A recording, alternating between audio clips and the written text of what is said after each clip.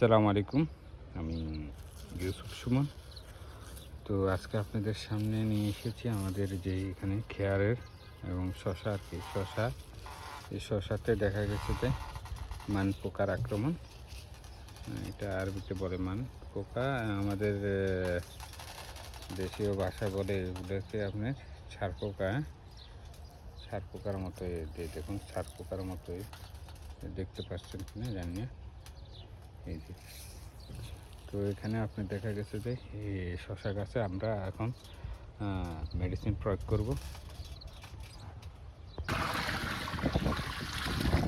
তো এগুলো আপনার দেখা গেছে যে আপনার এটা পাতার একটা ওষুধ, এটাকে বলা হয় গোরামিন। তো এগুলো আপনার পাতার জন্য উপকারী, ভিটামিন, পাতার ভিটামিন। তো এই ওষুধটা আমরা প্রয়োগ করব আপনার এটা ফিত্রির জন্য। গাছে যখন ফিত্রির আক্রমণ হয় এই ওষুধটা আমরা ইউজ করি। এই যে দেখুন ফিত্রির আক্রমণ হলো। তো এই ওষুধটা মোটামুটি আপনার দেখা গেছে 3টা রোগের জন্য উপকারী। একটা আপনার হচ্ছে যে আপনার টিপসের জন্য এটা একটা উপকারী ওষুধ। এটার ভিতরে বৈশিষ্ট্য আপনার 3টি রোগের জন্য, 3টি পোকা দমানোর জন্য এটা খুবই উপযুক্ত, কার্যকারী। এই ওষুধটা অনেকটা দামি।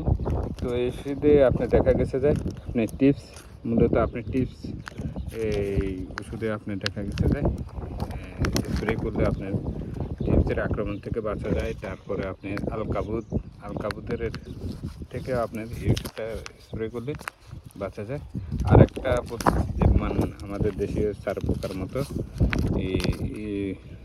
যে আপনার দেখা গেছে যে পাতার যে রসগুলো শুষে নেই, পাতার রসগুলো শুষে নেই, এইটার থেকে আপনার এই ওষুধটা প্রয়োগ করলে দেখা গেছে যে ভালো একটা ইয়ে পাওয়া যায়।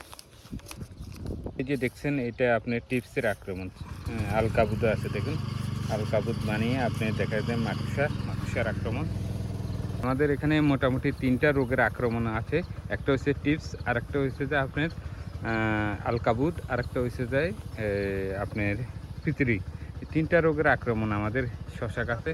তো আমরা এগুলা আপনার স্প্রে করতেছি। তো এখানে আমরা দেখুন আমাদের শশা গাছগুলো স্প্রে করতেছি।